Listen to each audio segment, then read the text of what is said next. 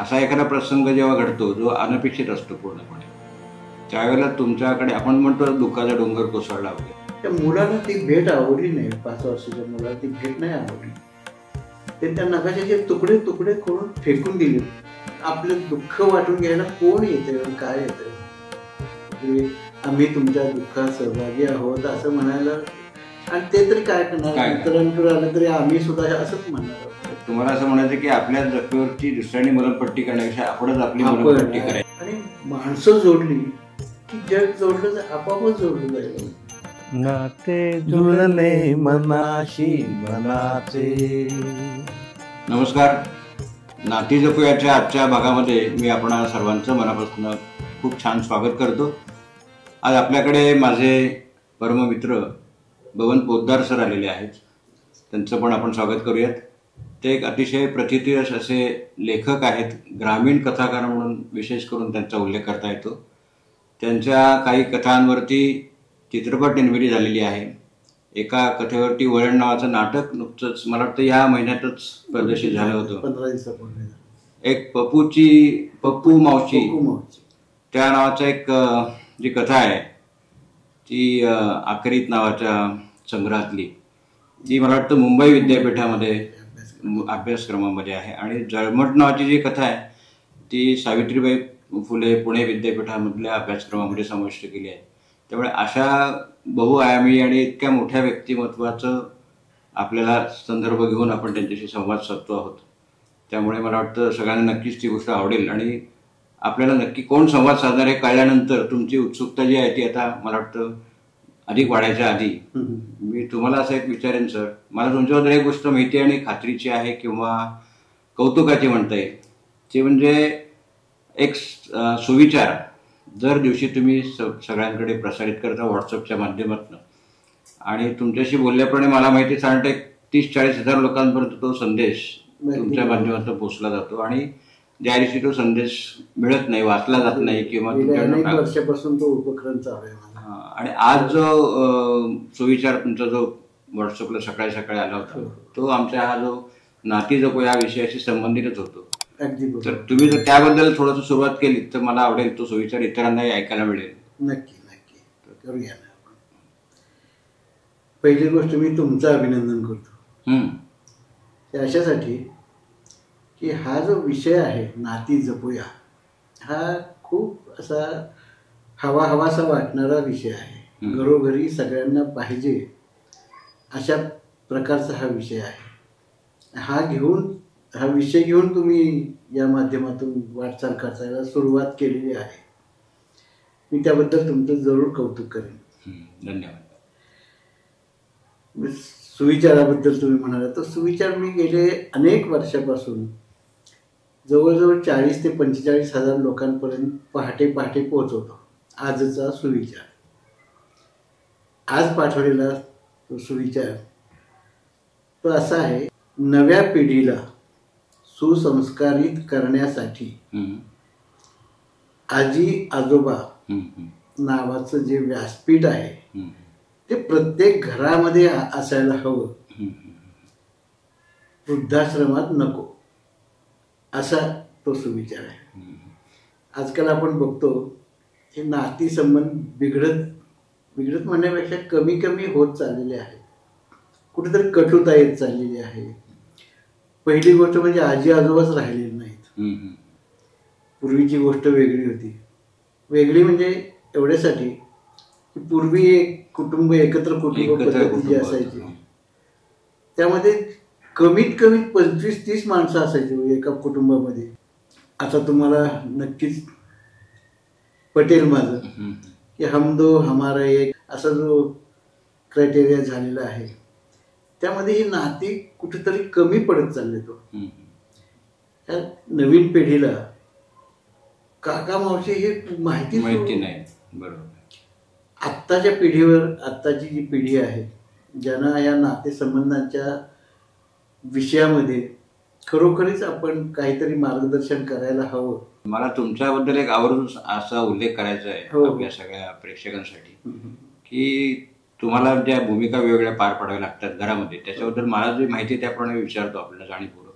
एक तर तुम्ही आजोबा आहात, तुम्हाला एक नातं आहे, त्यामुळे तुम्ही तुमच्या मुलाचं लग्न झालं आहे म्हणून सुनबाई घरात आहे म्हणजे तुम्ही सासरे पण आहात.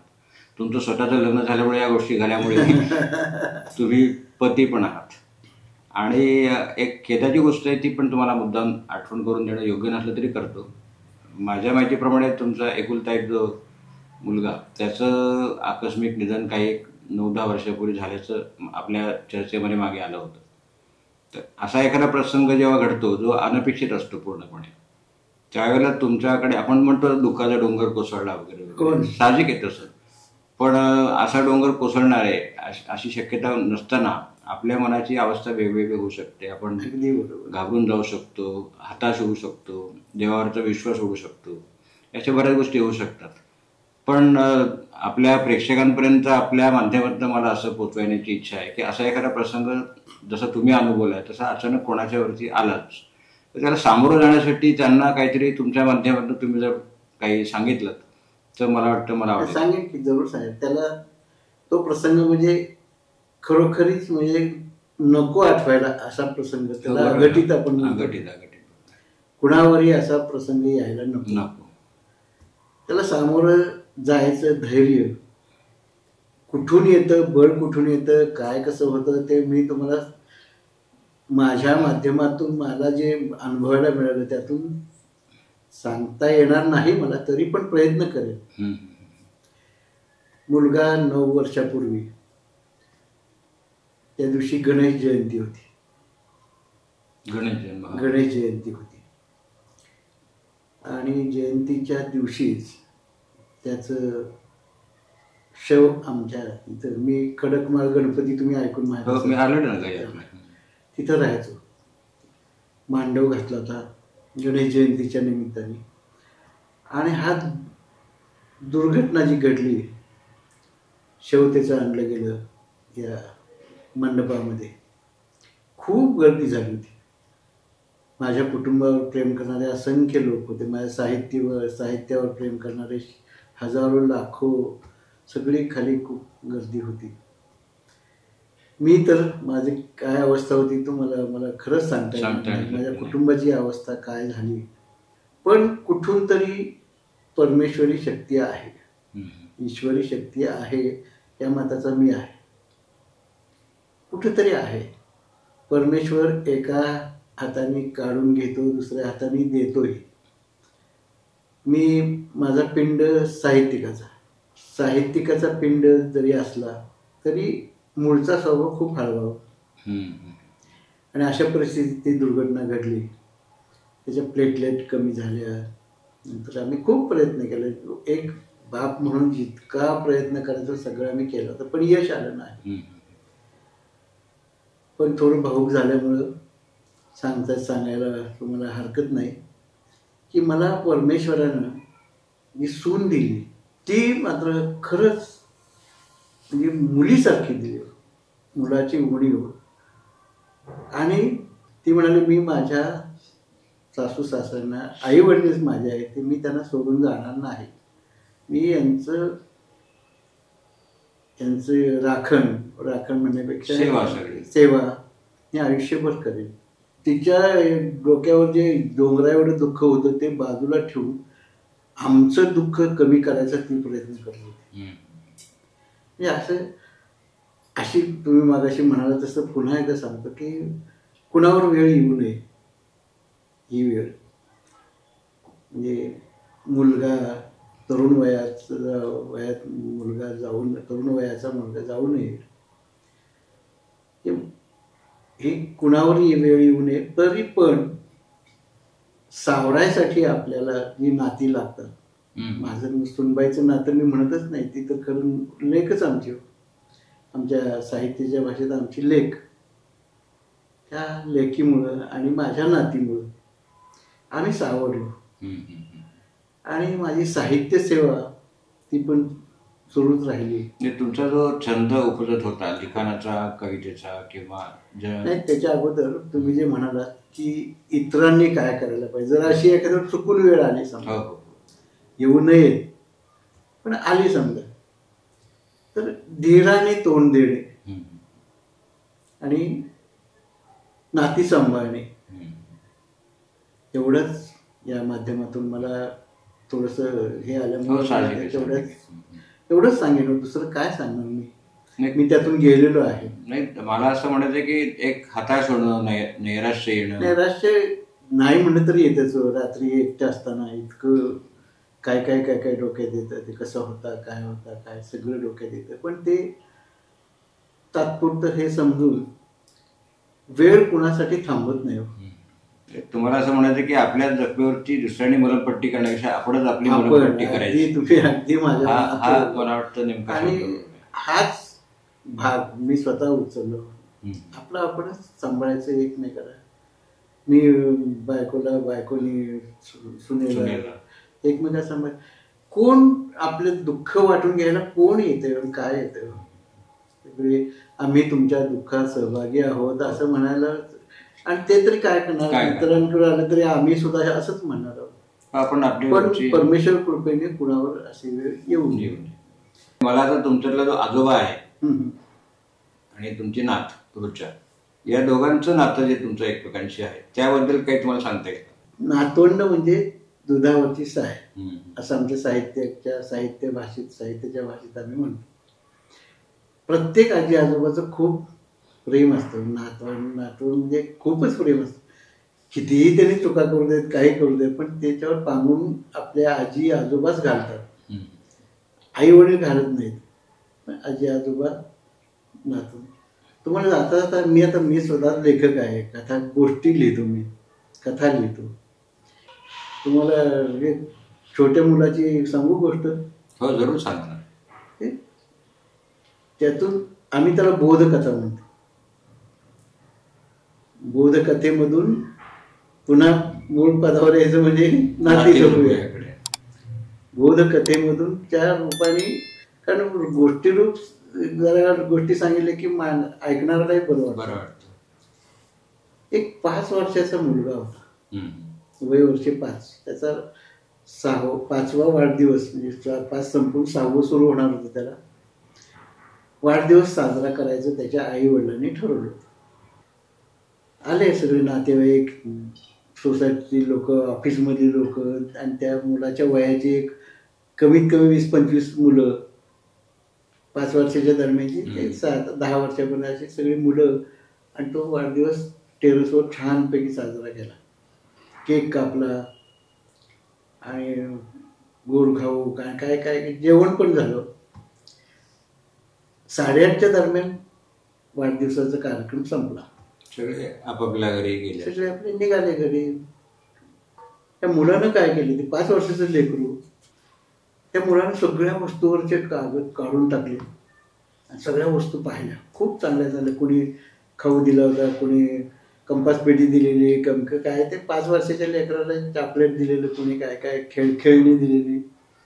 त्या सगळ्या वस्तू बघून झाल्या. 20 मिनिटात झालं बघून सगळं, ठेवल्या बाजूला. आणि ते पोरगं एकदम उभं राहून रडायलाच लागलं. करून जोरात रडायला लागलं. आई जवळ धावत गेली आणि त्याला जवळ घेतलं. त्याच्या डोक्यानं काय झालं. ते आपलं नुसतंच रडत राहिलं. वडिलांनी विचारलं ते, अरे काय झालं तुला? एकदम एक 5 मिनिटं गेल्यावर आईने अगदीच बळजबरी केली, सांग ना काय झालं. त्यावेळी ते लहान बाळ, 5 वर्षाचं लेकरू आईला म्हणालं स्वतःच्या, की अगं आई, आज सगळ्यांनी मला काय दिलं, हे बघे किती दिले, अमकं दिले, तमकं दिले. माझ्या बाबाने मला काहीच दिलं नाही. असं म्हणून मी हे डोक्यात रडतोय असं त्याला स्पष्ट सांगून टाक. माझ्या वडिलांनी मला आज काही दिलं नाही म्हणून मी रडतोय. वडिलांनी त्याला जवळ घेतलं. याच्यासाठी मी 15 दिवसापूर्वी भेटवस्तू आणली वाढदिवसाची. पोरगं एकदम रडायचं थांबलं होतं. चमकून वडिलाच्या डोळ्यात बघायला लागलं. त्यानं काय केलं, वडिलांनी मुलाच्या समोरचं कपाट उघडलं आणि कपाटातून एक अशी कागदाची सुरनळी होती, मोठी होती, चांगली सुरनळी होती, गुंडाळलेली. आणि त्याच्यावर एक हिरवा कागद गुंडाळलेला होता. ती कागदाची सुरनळी त्या मुलाला दिली. हे घे माझ्याकडून आज तुझ्या 5व्या वाढदिवसाची भेट, असं म्हणून त्याला ती वस्तू दिली, गुंडाळी दिली. मुलानं ते वरचा कागद काढला आणि उलगडलं ते, तर तो एक जगाचा नकाशा होता, कागदाचा. त्या मुलाला ती भेट आवडली नाही. 5 वर्षाच्या मुलाला ती भेट नाही आवडली. ते त्या नकाशाचे तुकडे तुकडे करून फेकून दिले, फाडून. वडिलाच्या डोळ्यात रागाने बघत ते कागदाचे तुकडे, नकाशाचे तुकडे तुकडे करून दिले टाकून. आणि वडिलाकडे असं काही ते बघायला लागलं की त्याला ते आवडलं नव्हतं, त्याला दुसरं काहीतरी भेटवस्तू पाहिजे. वडील तापट होते. वडील म्हणाले, याने तुकडे सगळे गोळा करायचे, आता रात्रीचे 9:15 वाजत आले, शेजारच्या खोलीत जायचं, ते तुकडे गोळा करून दे त्याला चिकटपट्टी दे, डिंकाची बाटली दे, काय तुला द्यायचं ते दे. त्याने आज रात्रभर जागरण करायचं आणि उद्या सकाळपर्यंत ह्यांनी जरा मला हा नकाशा चिकटवून आणून दाखवला तर मी त्याला माफ करेन म्हणून. आईने डोक्यावर हात मारून घेतला. म्हणाले, अहो कसं शक्य आहे, त्यानं कसाही नकाशा फाडलाय, तो काय एका रेगेत फाडलाय थोडंच. आणि याला वाचता येत नाही काही, कुठलं शहर, कुठलं देश, कुठलं काही सुद्धा या लेकराला माहिती नाहीये. आपण दोघं 15 दिवस बसलो तरी आपल्याला जमणार नाही, आणि ते एका रात्रीत कसं शक्य होईल त्याच्यात. आणि ती पोरगं पुढं आलो, आत्ताच्या पिढीतलं 5 वर्षाचं, वडिलांच्या आईच्या डोळ्यात डोळे घालून म्हणाल, आई बाबा, अहो रात्रभर बसायची काय गरज आहे म्हणून, मी अर्ध्या तासात नकाशा चिकटवून आणतो म्हणाले. त्या मुलांनी ते तुकडे गोळा केले. कसे फाडले होते, गोळा केले, चिकटपट्टी घेतली, शेजारच्या खोलीत गेलं, दार लावून घेतलं. हे लेकरू 20 मिनिटात बाहेर आलं. त्याच्या हातात नकाशा बऱ्यापैकी चिकटवून आणला होता त्याने त्याला जवळ घेतलं. दोघांनी त्याच्या कपाळाचे मुके घेतले, त्याला कुरवाळलं. त्यांचे दोघांचे डोळे भरून आले आणि जवळ घेऊन त्याला हळूच विचारलं, अरे बाळा काय केलंस काय. लेकरू हसत हसत आई वडिलांनी म्हणाला, अहो आई बाबा काही नाही हो. म्हणाला, मी हा नकाशा 1 तासाभरापूर्वी फाडला. ज्यावेळी फाडून टाकला, तुकडे तुकडे केले, त्यावेळी हळूच मी पाहिलं होतं त्या नकाशाच्या मागच्या बाजूला एक माणसाचं चित्र होतं. ते माणसाचं चित्र मी जोडलं, दुसऱ्या बाजूनी जग आपोआप जोडलं गेलं. ही कथा, गोष्ट मी तुम्हाला आणि ह्या बघत असतील त्यांना एवढ्यासाठी सांगितली की माणूस जोडा आयुष्यामध्ये, आणि माणसं जोडली की जग जोडलं, आपोआपच जोडलं जाईल. माणसं जोडायची म्हणजे काय करायचं की कुठलाही भेद, भांडण तंटा, वैर, मत्सर, द्वेष असल्या डोक्यात सुद्धा साठवू नका. खरंच काही नको, ह्याला फाटा द्या. आणि जितकं तुम्ही गोडी गुलाबीने वागाल, प्रेमाने वागाल एकमेकाशी, त्यावेळी तुमची नाती आपोआपच एकत्र येतील. मला परत तुम्हाला असं आवर्जून म्हणायचं आहे की हा जो विषय आपला नाती जपूया आपण घेऊन त्याच्यावर काम करतो आहोत, त्याच्यासाठी तुमच्या आता तुम्ही माझं अभिनंदन पण केलं. तुमच्या माझ्यापेक्षा वयाने तुम्ही मोठे आहात, त्यामुळे तुमचे शुभाशीर्वाद मला जास्त गरजेचे वाटतात. नक्कीच नक्कीच. आणि तुमचा जो संदेश जातोय रोज लोकांपर्यंत, त्याच्या माध्यमातून मला असं वाटतं की तुम्ही हा जो काय आमचा उपक्रम आहे तो अनेक लोकांपर्यंत पोहोचू शकाल. पोहोचवायलाच पाहिजे असा हा विषयच आहे. आणि त्यासाठी तुम्हाला माझं नम्र आव्हान त्यासाठी आहे, विनंती आहे. आजच्या आपल्या या नाती जपवायच्या आजच्या भागामध्ये तुम्ही जे काही आम्हाला छान सगळ्या गोष्टींचं मार्गदर्शन केलं आणि आपल्या प्रेक्षकांपर्यंत बऱ्याचशा गोष्टी पोहोचल्या, त्याबद्दल तुमचं मनापासून मी आभार व्यक्त करतो. आणि आजच्या या भागापुरतं थांबूया आणि परत भेटूया. नक्कीच मी तुम्हाला माझ्या वतीने, माझ्या कुटुंबाच्या वतीने मी तुमचा आभारी आहे.